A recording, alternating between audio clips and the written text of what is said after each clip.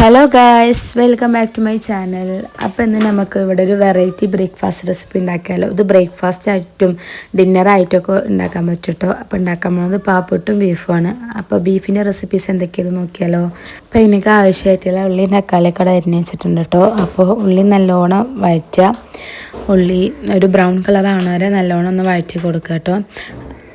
അങ്ങനെ വഴന്ന് വന്ന ഉള്ളിയിലേക്ക് നമ്മളെ തക്കാളി മുറിച്ച് വെച്ചിരുന്നുണ്ടല്ലോ അത് അതിലേക്ക് ഇട്ട് കൊടുക്കുക. എന്നിട്ട് അത് നല്ലോണം വഴന്ന് വെന്തുടയുമല്ലോ അത് വരെ നല്ലോണം ഒന്ന് മിക്സാക്കി കൊടുക്കുക കേട്ടോ. അപ്പോൾ അത് നല്ലോണം വഴന്ന് മിക്സായ ശേഷം അതിലേക്ക് 2 ടീസ്പൂൺ ഇഞ്ചി വെളുത്തുള്ളി പേസ്റ്റ് ചേർക്കുക. അപ്പോൾ അതിൻ്റെ പച്ചമണം മാറുന്നേരം നല്ലോണം ഒന്ന് അത് ഇളക്കി കൊടുക്കുക കേട്ടോ. അപ്പോൾ അതിൻ്റെ ആ പച്ചമണമൊക്കെ മാറിയ ശേഷം നമുക്ക് അതിലേക്ക് കുറച്ച് പൊടികൾ ചേർക്കണം. മസാലപ്പൊടികൾ ആഡാക്കി കൊടുക്കുക കേട്ടോ. ഞാനിവിടെ മല്ലിപ്പൊടി, മുളക് പൊടി, മഞ്ഞൾപ്പൊടി, ഗരം മസാല ഇതാട്ടോ ഞാൻ എടുത്തിരിക്കുന്നത്. അപ്പോൾ മസാലയൊക്കെ അതിലിട്ട് കൊടുത്തിട്ട് അത് നല്ലോണം ഒന്ന് വഴറ്റിയെടുക്കുക. അപ്പോൾ അതിൻ്റെ പച്ചമണം മാറണ വരെ ഒന്ന് നല്ലോണം വഴറ്റിയെടുക്കുക കേട്ടോ. ഡ്രൈ റോസ്റ്റ് ചെയ്തെടുക്കുക.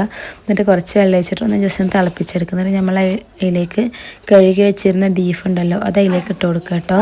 ബീഫൊക്കെ ആഡാക്കി കൊടുത്ത് അതിൽ കുറച്ച് വെള്ളം ഒഴിക്കുക. വെള്ളം ഒന്ന് തിളയ്ക്കണ വരെ ജസ്റ്റ് ഒന്ന് വെയിറ്റ് ചെയ്യുക. അപ്പോൾ ആ വെള്ളമൊക്കെ ഒന്ന് തിളച്ചൊന്ന് സെറ്റായി വരുമ്പോൾ നമുക്ക് അതിലേക്ക് മല്ലിച്ചപ്പും വേപ്പിൻ്റെ ഇലയൊക്കെ ഇട്ട് കൊടുത്തിട്ട് അടച്ചു വെച്ച് ഒരു 7-8 വിസിലിനൊന്ന് വേവിച്ചെടുക്കുക കേട്ടോ. കറി ഇവിടെ റെഡി ആയിട്ടുണ്ട്. ഇനി നമുക്ക് അടുത്തത് ഉണ്ടാക്കേണ്ടത് പാപ്പുട്ടാട്ടോ. അപ്പോൾ ഇത് കൂർഗ് സ്പെഷ്യലായിട്ട് ഈ പാപ്പുട്ട് എന്ന് പറയുന്ന സംഭവം. അപ്പോൾ അതിലൊരു ചെയ്യണത് എന്താ വെച്ചാൽ പച്ചരി മിക്സിയിലൊന്ന് ജസ്റ്റ് പൊടിച്ചിട്ട് അത് കഴുകിയിട്ടാട്ടോ അതിൽ ഉണ്ടാക്കണത്. പക്ഷേ ഞാനിവിടെ ഉണ്ടാക്കുന്നത് പുട്ടുപൊടിയായിട്ടാട്ടോ.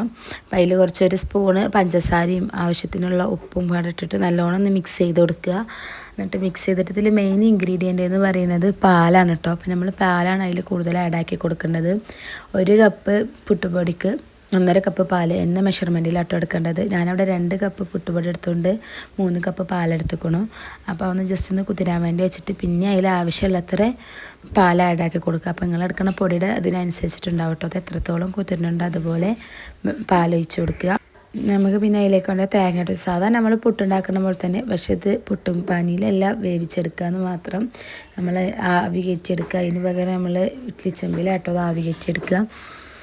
അങ്ങനെ ഇതൊന്ന് ജസ്റ്റ് ഒന്ന് കുറച്ച് നേരം ഒരു അരമണിക്കൂറൊന്ന് അടച്ച് വെക്കുക. അടച്ച് വെച്ചിട്ടൊന്ന് ജസ്റ്റ് ഇളക്കി കൊടുത്തിട്ട് മിക്സാക്കി എടുക്കുക. വെച്ചെടുത്തിട്ട് അതിൽ കുറച്ച് നെയ്യ് തടവി കൊടുക്കുക. എന്നിട്ട് നമ്മൾ ആക്കി വെച്ചിരുന്ന ഈ മിക്സ് ഉണ്ടല്ലോ അത് നമ്മൾ ആ പാത്രത്തിലേക്കൊന്ന് ഒഴിച്ച് സെറ്റാക്കി കൊടുക്കുക. എന്നിട്ട് ജസ്റ്റ് ഒന്ന് ടാപ്പ് ചെയ്യുക കേട്ടോ. എയർ ബബിൾസ് എന്തെങ്കിലുമൊക്കെ ഉണ്ടെങ്കിൽ ഒന്ന് പോവാനാണ്. എന്നിട്ട് നമ്മൾ സ്റ്റീം ചെയ്യാൻ വേണ്ടിയിട്ട് അടുപ്പത്തൊക്കെ വെച്ചിട്ടോ ഒരു 10-20 മിനിറ്റ് ഇതൊന്ന് സ്റ്റീം ചെയ്തെടുക്കണം. പാലിൻ്റെയൊക്കെ ആ ടേസ്റ്റും പഞ്ചസാരയുടെ ആ ചെറിയ മധുരം ഇപ്പോൾ എല്ലാവരും ഒരു വട്ടെങ്കിലും ഇതൊന്ന് ജസ്റ്റ് ട്രൈ ചെയ്ത് നോക്കണം. അതിനടുത്ത് ആ വരുന്ന ഒരു മണം അടിപൊളി സ്മെല്ലാട്ടോ. അപ്പോൾ എല്ലാവരും ഒരു വട്ടെങ്കിലും റെസിപ്പി ജസ്റ്റ് ട്രൈ ചെയ്ത് നോക്കിയിട്ട് അതിൻ്റെ ഫീഡ്ബാക്കൊക്കെ ഒന്ന് അറിയിക്കുക. അപ്പോൾ വീഡിയോ ഇഷ്ടമായി ലൈക്ക് ചെയ്യുക, ഷെയർ ചെയ്യുക, സബ്സ്ക്രൈബ് ചെയ്യുക. Okay, by.